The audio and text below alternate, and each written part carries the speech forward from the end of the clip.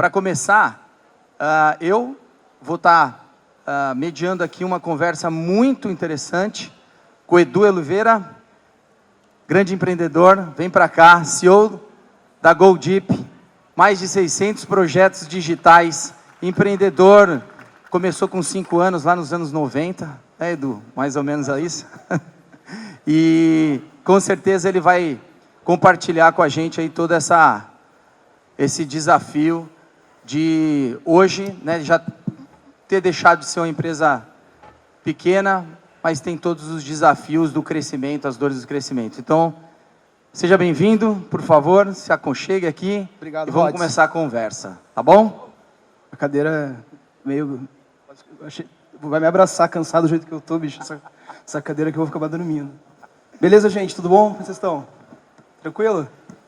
Bom, pessoal, para começar essa conversa aqui, eu queria que o Edu pudesse se apresentar e contar um pouquinho dessa jornada, né? Como que você chegou na GoDeep, qual tem sido essa jornada de empreendedorismo, os grandes diferenciais da companhia e qual é o momento atual que a empresa está passando, para a gente dar contexto para todo mundo. Legal. Obrigado, primeiro, Rods e Alon, pelo convite da gente estar aqui batendo esse papo. A gente está nessa empreitada desde 2002, né, bicho? Então, são 23 anos. Como o GoDeep é muito recente, a gente chamava F1 Commerce antes, então a gente tem uma trajetória longa no mercado de e-commerce. Eu falava com a Vivi com Baeta ontem, eu lembro do segundo fórum, que eram 400 pessoas e a gente fazendo, então ver esse negócio desse tamanho também tem um pouquinho da trajetória. Então, hoje, falando de GoDeep, né, e vai ser um exercício constante não ficar repetindo o F1, porque eu brinco com a turma, seu nome é Eduardo, amanhã você chama Pedro. Cara, eu vou falar Eduardo por muito tempo ainda. Então, nessa trajetória, a gente vem do mercado de e-commerce lá do início dos anos 2000. Para quem faz um exercício mental aí, a gente está falando de e-commerce com mais intensidade no pós-pandemia. Então, talvez tenha, nos últimos 8, 10 sendo intenso, a gente está nisso 10 ou 15 antes. Então, a gente viveu bastante fases desse momento de e-commerce.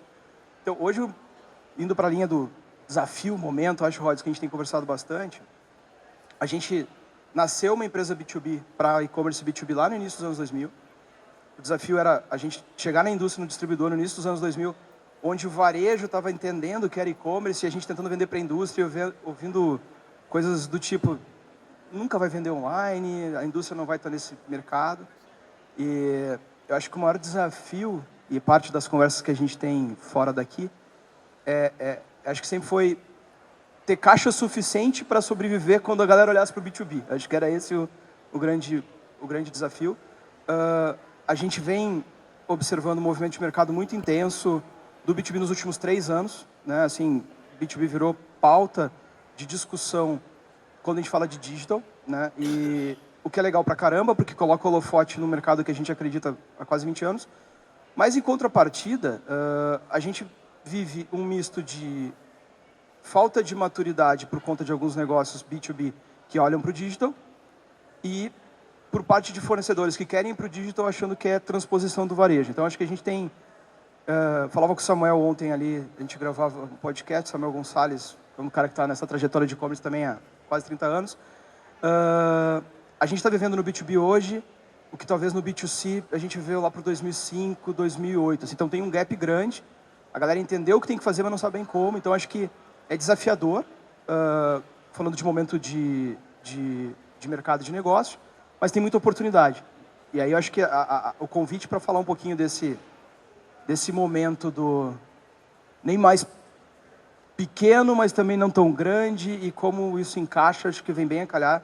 E acho que para a galera, que meio da galera de startup, acho que faz muito sentido, porque deve ser muito do que a galera também está tentando entender. Então, para a gente vem numa crescente, hoje a gente atende talvez as principais marcas em vários segmentos do mercado de B2B, mas sempre com aquele desafio de achar mercado, ampliar mercado, evangelizar, achar oportunidade. Então, enfim, acho que é um pouquinho disso tudo, né? Esses microfones estão sacaneando a gente, né, bicho? Tá funcionando? Tá funcionando. Tem uma coisa, eu gosto muito do conceito que é planejar a nossa obsolescência antes que os outros o façam, né? Porque se a gente não planejar, com certeza o nosso competidor vai fazer. E em todos os nossos papos, você define muito a empresa como uma perspectiva de estamos em construção, né? Muitos anos, mas ainda em construção. E esse crescimento exige que em muitos momentos a gente elimine práticas, crenças, coisas que a gente fazia que dava certo no passado, mas que não podem permanecer com a gente para a gente construir. Você até falou, para falar F1, então vocês tomaram uma decisão até de rebranding. Que momentos marcantes você acredita que são, você poderia compartilhar com todo mundo aqui, que exemplifica esse em construção, esse crescimento e essas mudanças todas que você teve que deixar para trás para poder planejar e viver o novo que veio e que virá? Perfeito. Eu acho que tem muitas mudanças, mas eu acho que a principal mudança de deixar... Eu não sei se deixar práticas, mas adotar novas, talvez, Rod, seja o que me vem mais em mente. Porque quando a gente está falando de... A gente atua com um ICP de empresas assim... A gente navega bem com empresas a partir de 300 milhões de faturamento ano, né? Tem um corte mais baixo, a partir de 100 milhões a gente consegue fazer um bom trabalho. Mas o que acaba acontecendo? Quando a gente fala de um mercado em construção, com pouca pavimentação de compliance e de demais, o jogo é um. Quando você começa, a gente tem uma porrada de cliente listado em bolsa. Tem cliente multinacional, tem cliente americano, europeu, asiático. E quando a gente olha para esse mercado e tenta fincar bandeira nesse cliente mais enterprise do mercado B2B, ele traz para a gente necessidade de processos e coisas que, como uma startup ou uma empresa navegando em setores menores, que a gente não olhava. Então, não que não olhasse, mas não com a responsabilidade que deveria. Então, estou falando... e talvez até porque o mercado nem estava preparado para isso, não impunha isso. Não estou falando de só compliance de governança, de processo e tudo mais, mas, por exemplo, hoje é descabido, eu não consigo ter negociações sem que eu esteja compliance com ISO 27001, LGPD, GDPR, e isso bota holofote em questões que eu não consigo participar de RFPs em determinados movimentos se eu não tenho compliance de segurança, de governança financeira, porque DRE é auditado pelo cliente, o cliente manda DRE para ver se você tem sustentação financeira para fazer o nosso trabalho. Então, quando a gente sai desse movimento de vamos fazer para o movimento de entrar num jogo num outro patamar, ele faz a gente... E aí acho que é um desafio enorme, porque você tem que investir, para quem está correndo atrás, a gente acaba investindo para fazer acontecer. E você olhar e fazer investimentos em processos, em questões que, num primeiro olhar, não estão diretamente ligados ao resultado. Porque, porra, você gasta grana com isso, é consultoria, é aquisição de software, de auditoria. Né? Pô, a gente já passou por auditoria das Big Four, 3 delas vamos auditar por cliente, para estar compliance com parceiros. Então, coloca a gente numa situação de ter que ter uma estrutura direcionada para esse tipo de processo, que talvez, na primeira resposta da tua pergunta, assim, que me veio mais à mente, foi de botar, que, cara, a galera que está no corre de fazer acontecer, tu tá olhando para resolve comercial, aí você capota na operação, daí você resolve a operação, daí você capota no comercial, fica aquela... Vai e vem, aí de repente aparece um bichinho aqui que é... Vamos falar de ter tudo estruturado, vamos falar de estar auditado, é mais barato estar auditado que você responder consultoria trimestralmente para todos os clientes. Então, começa a ter uma outra questão, que eu acho que é parte do processo de maturidade, obviamente, mas que ele não é no dia a dia do jogo da galera que está nesse processo de ramp-up, né? Então, tem horas que você fala, puta, como aqui é um papo aberto entre amigos, cara, putz, isso aqui é mais freio de mão do que me ajuda, né? Porque a gente está sempre dividindo o tempo com um monte de responsabilidade. Eu acho que essa talvez seja a coisa que mais vem do estar em construção. Você fica com menos apetite a risco em alguns momentos, que quando você está começando, riscos no sentido de alteração de aplicação, porque você já tem uma estrutura com muita gente em cima, então você tem que inovar, mas tem a responsabilidade de impacto. Então, tem algumas questões que a velocidade daquele movimento inicial... Eu sou do tempo que não existia o termo startup, né, cara? Porque no início dos anos 2000 a gente não falava de startup, mas vamos lá, quando a gente estava no início das operações, era aquele frenesi. Hoje ele exige um pouco mais de cautela e para quem está com apetite e com o pé no acelerador, às vezes isso impõe para a gente... eu acho que tem que lidar com isso não como limitante, mas como vetor de crescimento. Acho que é essa. Não sei se eu respondi a pergunta, mas é a forma que eu vejo isso. Segura mais no meio. Pega embaixo. Eu estou precisando de um curso de capacitação de como usar o microfone vermelho aqui. Mas, ó, muito bom compartilhar todo esse conhecimento aí com a turma.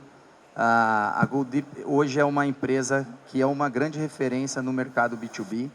Então, no final das contas, esse posicionamento, ele cria um diferencial de percepção, né? Então, muitas vezes, ao invés de falar da funcionalidade, ao invés de falar da capacidade técnica da empresa, o posicionamento acaba sendo um diferencial, porque o comprador olha e fala, eu sou B2B, então aqui está o meu conjunto de potenciais empresas com qual eu posso fazer parceria, né? E além dessas questões de governança, que faz parte do crescimento, que você falou, para atender esse tipo de cliente, a gente já foi auditado, a gente já fez isso, já fez aquilo, mas o que mais foi importante nessa construção para levar vocês a um posicionamento de B2B e de liderança nesse setor? Cara, é muito engraçado essa conversa, porque quem me apresentou a Pipe é um amigo que está aqui, que foi o Gabriel Lima, da Next, né? Cara, talvez tenha sido um deal da Pipeline há uns 10 anos, talvez? 17, por aí, uns 8 anos. E em determinado momento da história, eu seguia insistentemente falando de B2B. Todos os eventos de e-commerce Brasil tava lá, nossa bandeira nesse segmento. E eu lembro conversando com o Gabriel falou o seguinte, Edu, cara, não desiste, porque isso, eu acho que é a bola da vez. Vai chegar o momento do B2B. Isso foi talvez uns 4 ou 5 anos antes dele ter feito o deal, então eu estou voltando talvez para 12 anos atrás. E qual que era o tema da conversa? E vou chegar no tema do posicionamento, né? Hoje está muito fácil falar de B2B, cara. Se você rodar todos os corredores aqui, vai ter 1 ou 2 caras falando. Ou mais. Não sei se tem discurso entortado para encaixar na demanda, aí acho que é outra conversa, mas onde é que eu quero dizer? Acho que esse posicionamento ele vem talvez de 2 décadas falando sobre isso, sobre a importância, e hoje, quando isso vira pauta, tem cara que fala pra mim assim, puta, você tem que falar com o Edu, porque eu vi ele lá no fórum em 2015, e ele estava falando isso junto, sei lá, com o pessoal da P&G no painel, e isso faz muito sentido. Então, acho que vem não é uma construção de reputação que foi feita de hoje para amanhã. Eu acho que esse posicionamento, ele... cara, nosso negócio é tech, velho. A gente não é de marketing. Acho que a gente é bem ruim nisso, diga-se de passagem. Mas ele não foi uma estratégia de chegar nesse ponto. Eu acho que ele chegou pela dedicação ao segmento e para acreditar que isso pudesse acontecer. E quando o holofote vira para vamos falar sobre isso, alguém falou, puta, tinha um gordinho que estava em todos os palcos do e-commerce Brasil nos últimos 15 anos, e eventos de indústria, eventos de distribuição falando sobre esse tema. E os repertórios dos cases que a gente entregou fizeram fazer sentido, tipo, cara, essa galera aqui está entregando. Então, a gente já teve conversa sobre a nossa não habilidade de marketing, mas a reputação sobre o tema B2B ainda é muito forte, e acho que impensado isso aconteceu, e isso pra gente hoje é um dos principais ativos, assim. Mas adorei esse... Vamos aproveitar a oportunidade para fazer um pouco de marketing, né? Já que eu sou ruim também nisso, vamos lá. Olhando para a perspectiva de resultado, né? Tem muita gente agora tentando contornar, inverter para chegar num discurso que seja favorável para o B2B. Edu, e aí? Qual que é o impacto real da GoDeep nos clientes? Cara, seria bom ter cliente aqui para falar sobre isso, mas vamos lá. Os depoimentos são... e o impacto ele é de diversas formas, e acho que não tem uma única entrega e uma única geração de valor no prisma dos clientes, tá, Rods? A gente tem cliente que a gente consegue ter um impacto no resultado financeiro por desenvolvimento de novos canais que o cara não olhava. Tem cliente que... Teve um cliente que eu vi ele falando num palco, num evento do segmento dele, e o cara saiu do palco, durante a fala dele, ele falou o seguinte: porra, depois que eu botei o B2B, eu aumentei minha venda em 34%. O cara saiu do palco e eu falei: irmão, me explica como que eu vou dar esse pitch pro meu time comercial. Se eu chegar com uma bandeira de você aumenta 34% da sua venda, seu resultado, eu duvido que eu não venda. Você quer aumentar 34% da sua venda? É óbvio que sim. E eu disse: me explica mais sobre esse negócio. E aí a gente discorreu sobre...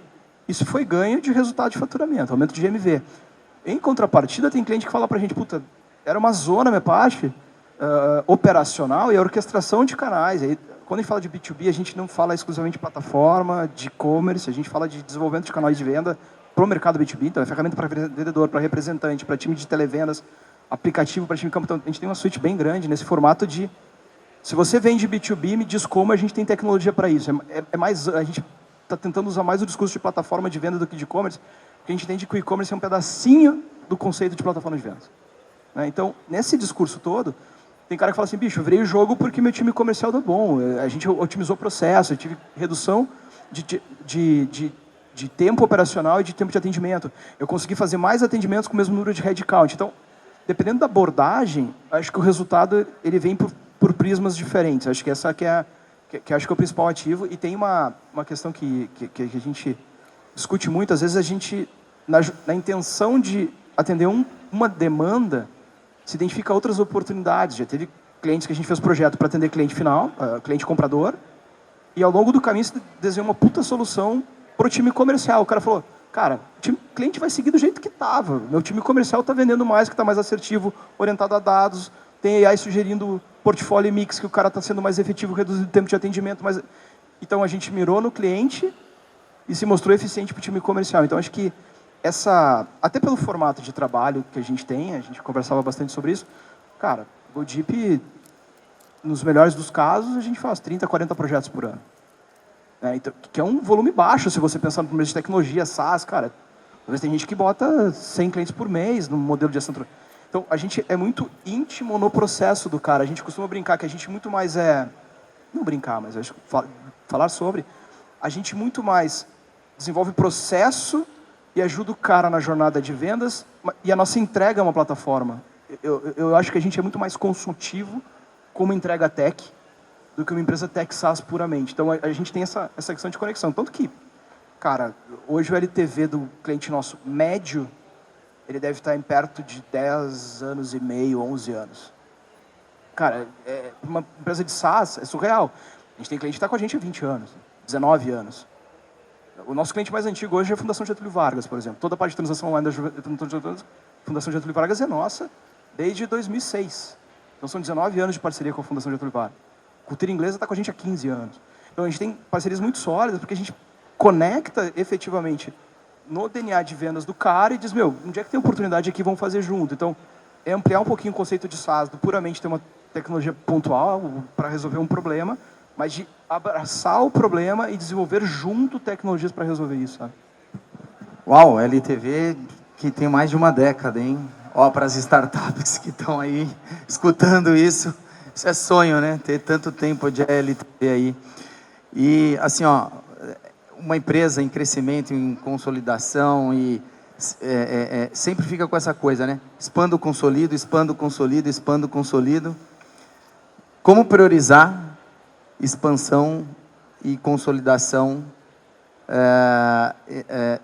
e como dar efetivamente o valor e a atenção necessária para o momento de expandir, para o momento de consolidar as soluções que a empresa tem, para, enfim, ter uma história tão longeva, com LTV tão grande dentro dos mercados, porque precisa amadurecer produto, amadurecer time, amadurecer processo, né? Agora todo mundo está falando dos impactos da IA, claro, vai impactar a IA no produto, não tem jeito, né? Mas a IA também não vai, do dia para a noite, fazer todo o processo que a empresa tem, né? Vender, implementar, monitorar, gerenciar, entregar, checar se o cliente está feliz, né? Então, como que vocês olham lá expando, consolido. Que momento vocês priorizam cada uma das estratégias? E o que vocês estão priorizando agora? Nossa, a pergunta aqui complexa, eu acho, bicho, mas vamos lá. Eu acho que a gente está na fase de consolidação, nesse momento, assim. E acho que isso é consequência também, Rods, de estar entendendo o momento dos clientes e o perfil que a gente quer atender. Então, eu acho que a expansão, ele serve como teste na nossa visão, na nossa tese. Então, vamos expandir testando para onde vai. Esse cara aqui tem aderência, vamos focar e consolidar nisso. Tá? Então, para a gente foi um exercício muito grande. A gente está falando muito de B2B, B2B, B2B, B2B. Talvez, hoje, eu falei da LTV de 10 anos, olhando para uma vertical, mas talvez no geral deve estar em torno de 7 e pouco. Por quê? Antes de ser reconhecidos ou percebidos como referência no mercado de B2B, a gente teve uma fase antes disso que a gente era muito conhecido no mercado editorial. Então, toda a galera do mercado de livros, dado o momento, numa convenção da ANL, que é a Associação Nacional de Livrarias, ou da Câmara Brasileira do Livro também, sentado numa mesa jantando, a gente chegou num número de perto de 72% do livro vendido online no Brasil passava por nós. Então, tipo, cara, e hoje a gente continua no mercado editorial, mas com presença muito menor. Mas um dia que eu vou fazer essa volta, mas ela vai fazer bastante sentido. Com essa penetração no mercado editorial, isso 2007, 2008, 2009, talvez, cara, dos 10 maiores distribuidores, um não usava a nossa tecnologia porque tinha fábrica de software em casa. Até que em 2009, uma empresinha de Seattle, que tem uma setinha embaixo do logo, disse assim, porra, a gente quer ir para a América do Sul, faz sentido entrar no Brasil, pelo Brasil, e essa empresa tem uma tradição de fazer abertura de mercado com o mercado de livros, né? E elas falaram assim, tem uma turma lá que está fazendo um trabalho com livros, bateu nos distribuidores e chegou na gente, né? O contrato com eles me permite falar, então, em 2009 a gente assinou um contrato de parceria com a Amazon, sendo o primeiro parceiro América Latina, fazer toda a entrada da Amazon na América do Sul por conta da categoria de livros, né? Então, lá no início da operação da Amazon do Brasil, a gente estava intimamente ligado. Então, naquele momento, a gente estava muito focado nesse mercado. Então, ele era um momento de expansão, testando outras verticais. A Amazon, então, nos puxa para um mercado que, vamos lá, 2010 a gente começou a parceria, Amazon.com começa no Brasil em 2012. Arrisco dizer que, naquela época, pelo menos a metade dos pedidos, eles estavam conectados no CrossDock nos nossos clientes distribuidores, então a Amazon não tinha CD, o pedido entrava e a gente processava e entregava. Avançou um pouquinho nesse papo, começou o boom do marketplace no Brasil. Aí eu estou falando talvez 2012, 13, né? Já há uns 10 anos atrás. E aí a gente é convidado para um outro negócio. Nosso foco sempre foi B2B, lembra? Vem lá de 2002, B2B, B2B, B2B, mercado editorial, vamos testar esse negócio, vamos para o marketplace, a Amazon puxando, que para a gente foi uma oportunidade incrível, a ponto de que a gente tinha uma parceria com a Amazon, que o primeiro ano de operação da Amazon no Brasil, a única forma de você atuar de forma integrada era conosco. A gente tinha um acordo comercial com eles não tinham formato de exclusividade, mas o acordo dizia o seguinte, cara, primeiro ano só vocês vão ser parceiro integrador. Então, quem vendeu na Amazon no primeiro ano, usou tecnologia nossa. Bom, foi isso que aconteceu. E isso nos colocou, de novo, na tese de expansão. A gente queria B2B, mas vamos olhar para B2C, vamos olhar para Marketplace. Muda um pouco a ICP, porque daí a gente vai falar de clientes menores. A Amazon, naquela época, muito concorrente com o Submarino, depois vira B2W, enfim, essa galera toda. Então, a gente acaba fazendo... Então, quando a gente começa a testar esses mercados todos, né, a gente começa a entender, aqui está alinhado com o que a gente não está, então a gente começa a consolidar, focar em ICP e produto. Então, hoje a gente tem muito bem resolvido essa questão de que o foco é B2B, embora, das nossas linhas de receita, o B2B hoje responde por perto de 60% apenas. Então, a gente ainda tem 40% distribuído no Marketplace, nós somos parceiro da Amazon na operação de Global Selling. Então, a gente faz cross-border de empreendedores brasileiros que querem vender para fora. Meu amigo Schiavini está ali, parceiro Magalu também, que é parceiraço nosso. A gente faz parte do comitê lá dos 10 parceiros de tecnologia estratégica no processo de avanço dentro do Marketplace Magalu. Então, a gente ainda tem um olhar para esse segmento, mas a gente tem muito mais claro, em vez de ter 20 produtos, 1 ou 2 produtos com ICPs bem claros e com estratégia de avanço com parcerias e canais que faz sentido. E o formato B2B muito mais bootstrap, porque a gente ainda entende que o mercado, em geral, ele tem uma necessidade de desenvolvimento de conhecimento para poder atuar no B2B. Esse modelo de terceirização de serviços na área de delivery de plataforma, ele está resolvido no B2C.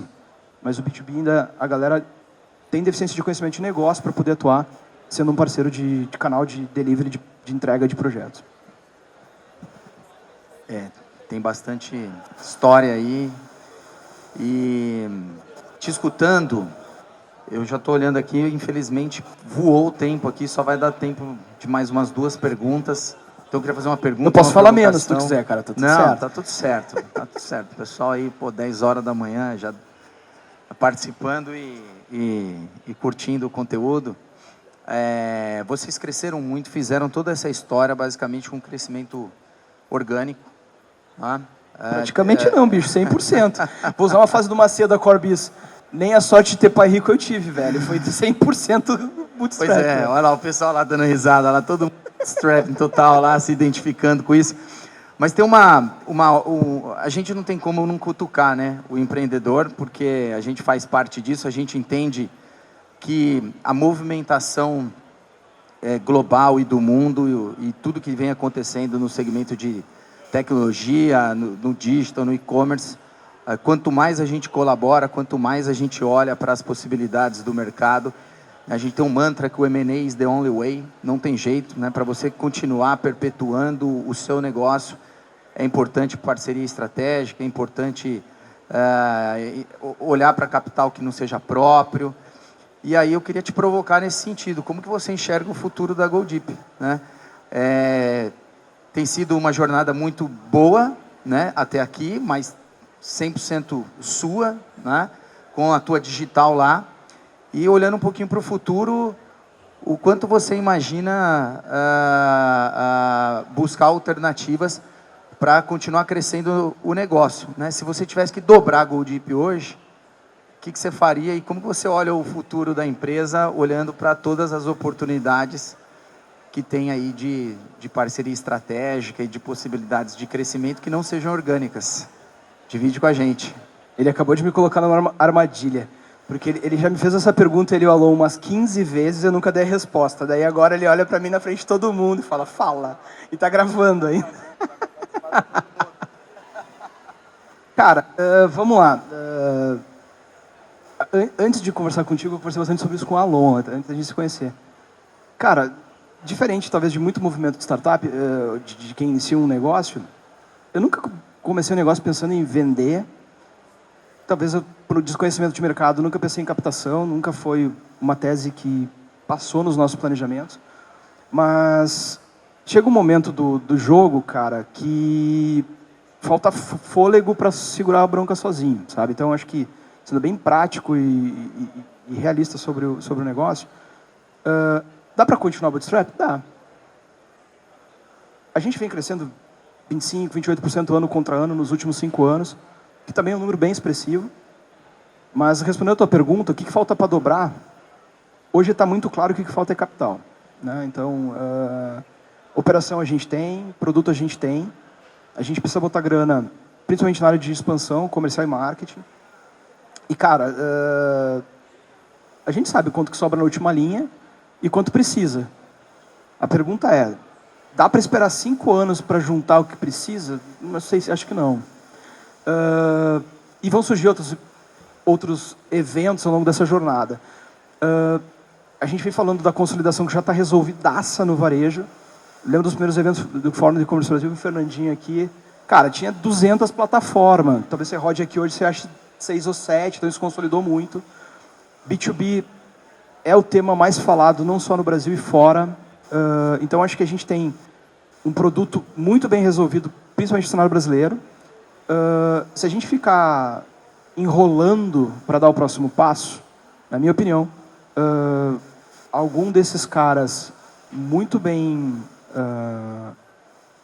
com caixa bem gordo e com capacidade de investimento, podem acelerar um processo que a gente trabalhou por 15 anos. Então, acho que nesse momento, talvez M&A is the only way, mas numa tese de a gente precisa de fôlego para crescer, não dá para esperar, porque essa consolidação talvez a gente tenha que acertar a mão na equação, e é uma discussão que a gente já vem tendo há bastante tempo. Então, eu acho que hoje, para dobrar a GoDeep, efetivamente preciso de grana. Se alguém tiver um cheque aí, estou à disposição. Com equity baixo, preferencialmente, né? Então, mas acho que o dilema está em quanto preciso e quanto vai me custar em equity versus endividamento. Acho que essa aqui é a conta que precisa ser feita. Mas a gente começou a ter uma agenda estruturada para isso já tem 1 ano e meio, e é o tempo que a gente vem conversando. E acho que o caminho, nos próximos meses, aí, é a gente acelerar essa agenda num contexto de próximo passo, né? E acho que é por aí. Para a gente terminar, a gente hoje vai ter o Rocket Gen, que é o nosso concurso aqui com a participação de 10 startups. 5 delas vão fazer um pitch, uma delas vai ser a vencedora. E o que você deixaria, não só para a turma aqui, mas também gravado aí, considerando toda essa construção, esse momento aí de inflexão que você passou e que vem passando, né, de deixar de ser uma empresa bootstrapping, continuar crescendo. Qual é a provocação que você faria para eles destravarem esse momento aí de deixar de ser pequeno, de olhar e mirar, ser grande, e todas as dores que vêm nesse processo? Uau! Tem muita gente aí, eles estão atendendo todo mundo aí, mas eles estão bem interessados no que você pode falar para eles, além, obviamente, do que você pode deixar para todo mundo aqui. Cara, acho que tem... Eu nem sei se eu entendi bem a pergunta, mas eu vou tentar responder da forma que eu entendo e faça sentido. Mas o que eu acho, Rods? Vocês estão muito mais ligados a isso que eu, e para mim é um mundo meio novo, essa questão de investimento. A gente já falou sobre as minhas rodadas e tudo mais. A única coisa que eu tenho percebido é que esse movimento de passar a curva de inflexão e dar o próximo passo, ele está mais ligado a foco e propósito do que efetivamente estar no momento para fazer uma captação e movimento. Onde é que eu quero chegar com essa conversa? Os deals ou as empresas que eu acompanhei, estou perto de amigos e de pessoas com quem eu me relaciono, não foi o ter ou não ter a grana, ter ou não ter o momento que ajudou no crescimento, mas sim ter muito claro onde que se queria chegar. E eu estou falando sobre isso no tema de, cara, infelizmente, a gente está dentro de um parque tecnológico. A gente está lá na Tecnocinos, no Rio Grande do Sul, que é um dos maiores polos de tecnologia do Rio Grande do Sul, onde está a sede da SAP, tem muita HCL, grandes empresas multinacionais, são perto de 600 empresas. E ao longo desses 20 e poucos anos, eu vi muita empresa nascendo com um propósito único, exclusivamente de captar e vender. Só que, qual é o propósito que você está entregando? Então, eu não sei se eu estou indo na linha do que você estava falando, tá, da sua intenção, mas como a gente não conhecia e desconhecia isso, era movido pela paixão, pelo propósito de entrega, isso como consequência e não como objetivo. Porque você não perpetua se o seu objetivo for ter um cheque e passar adiante, porque o cara que está contratando o teu serviço, ele não está interessado nos teus objetivos, ele quer resolver os dele. Então, eu acho que a nossa, não sei se por desconhecimento, por falta de oportunidade, há 20 e poucos anos atrás não tinha um espaço como esse de pitch, é uma palavra que eu aprendi há pouco tempo, embora velha, mas a gente estava na batalha para fazer acontecer, entregando alguma coisa para alguém. E alguém via valor nisso e dizia, vou botar grana para que acelere esse rolê. Então, isso eu acho que é o change game. Sabe, bater papo com o empreendedor que montei empresa hoje, meu objetivo é vender em 12 meses. Cansa, sabe, me cansa. Não tem espaço para esse tipo de conversa. Então, acho que o objetivo, claro, resolvendo um problema genuíno. E se tiver grana acelerando, acho que é um bom caminho. Não sei se eu respondi a pergunta da galera, mas é um pouco do que eu acredito, tá? Então é isso aí. Para quem está começando um negócio, a grande dica é resolva um problema real, tenha um propósito claro. E se você fizer isso bem, o êxito, o cheque, essas coisas todas venham como consequência, não consequência. Como objetivo. Olha, assim, eu ficaria aqui horas conversando contigo. Queria só falar uma coisa para todo mundo aqui. Há 125 anos, o IBGE, a Fundação Getúlio Vargas e outras instituições, elas apontam o crescimento do Brasil. E você tem um negócio há mais de 20 anos, nós tivemos a pior década de crescimento econômico entre 2011 e 2020, dos últimos 120 anos. Isso significa que seu bisavô, seu avô, seu pai viveu num Brasil que cresce mais. Então, eu preciso dizer que o nosso propósito é transformar a vida dos empreendedores, mas também é dar palco para empreendedores que conseguem ter uma taxa de crescimento superior a toda a economia brasileira. Porque se eles fizerem isso, isso significa que no compound, né, a gente vai ter um Brasil que volta a crescer, um Brasil que volta a prosperar.